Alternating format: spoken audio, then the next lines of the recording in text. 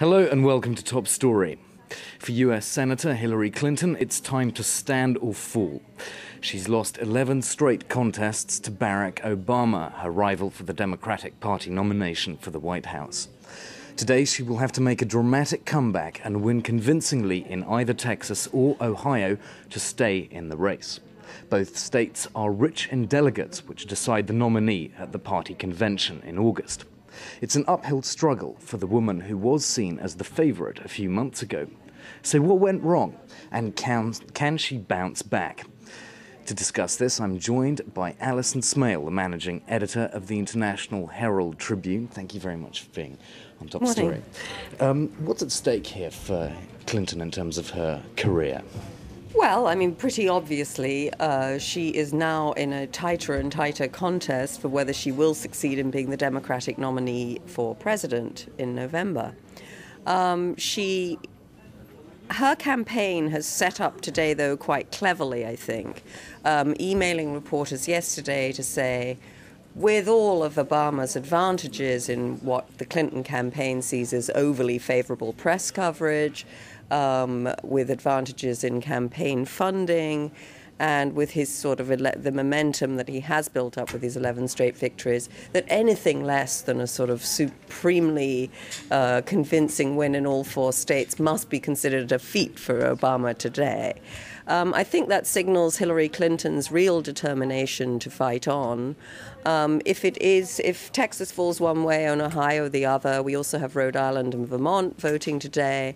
If they split them, I think we're pretty obviously going on till Pennsylvania, which has a key primary in April. So she's playing the expectations game. She was the front runner, and it sort of turned round on its head now. Yeah, I mean, she's obviously trying to make an advantage out of adversity and sort of snatching victory from the jaws of defeat, perhaps. We shall see. It's very, very close, and polls have not proven necessarily terribly reliable in this contest because people have really been making up their minds at the last minute.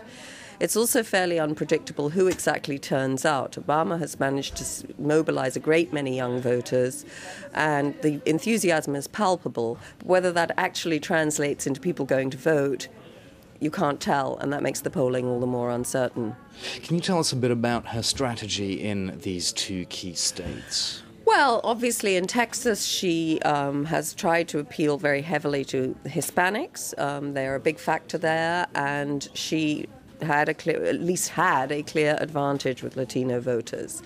In Ohio, both she and Obama have talked the game of we feel your pain with workers who have lost their jobs and who blame globalization, who heavily blame things like NAFTA, the North American Free Trade Agreement that was passed under the Clinton administration, and which Hillary Clinton's campaign has contended that Obama is sort of talking out of 2 sides of his mouth on this one, that publicly at rallies in Ohio especially he's saying, NAFTA is to blame, and that apparently some advisor of his had talked to the Canadians and said, well, don't worry, if we get into power, it's not a problem. I think this is all politicking at its very, very sort of most competitive, and it's not surprising because it is an incredibly tight race. I just was in the United States. The feeling of excitement and tension over this race is palpable. And people are having fierce discussions. Most of the couples I visited or friends I visited were split between Clinton and Obama, some obviously for McCain. But it's really a very sort of energizing race. Do you believe that this excitement then could last into the party convention in August? And if so, how damaging would that be for the unity of the Democrats? It's very difficult to see how, if they go on and sort of say, okay, now Pennsylvania is going to be the key showdown, and then when it ends up being perhaps split in a fairly even way, what are they going to do then except race on through June to the end of the primaries.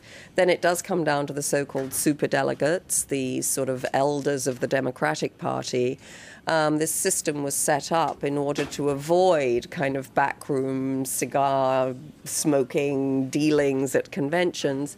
But we shall see. I mean, if the party is split, then it's very likely that the superdelegates will be split too.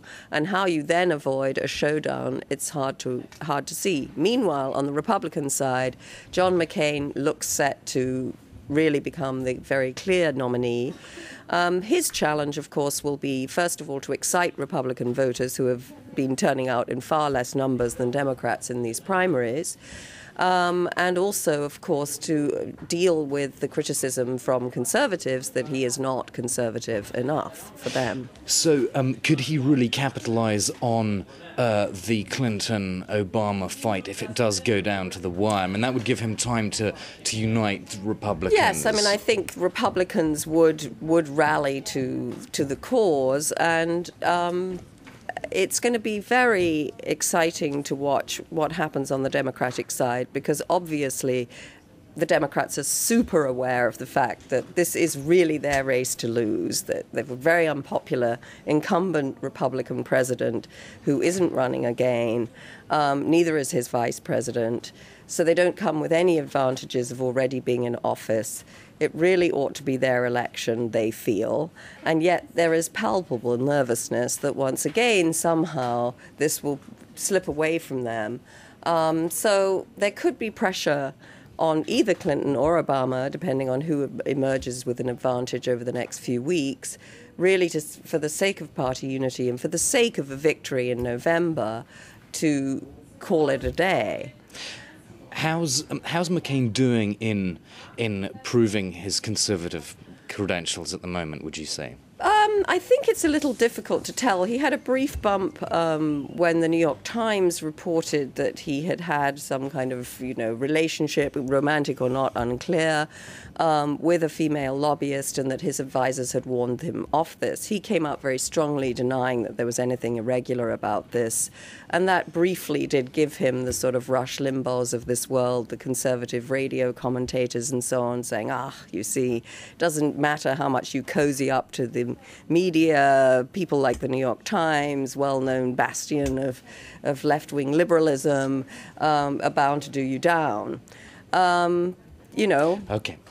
Sorry, Alison, we'll have to stop there. Sorry I'm very about sorry. that. We've run out of time, but thank you very much. Always a pleasure to have you on Top Story. Alison Smale, managing editor of the International Herald Tribune, and we'll be back at the same time tomorrow for another edition of Top Story on the same topic. Do stay with us.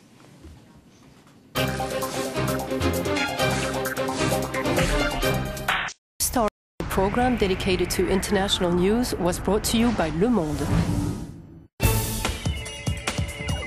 Access France24 via mobile phone, no matter where you are or which service you use.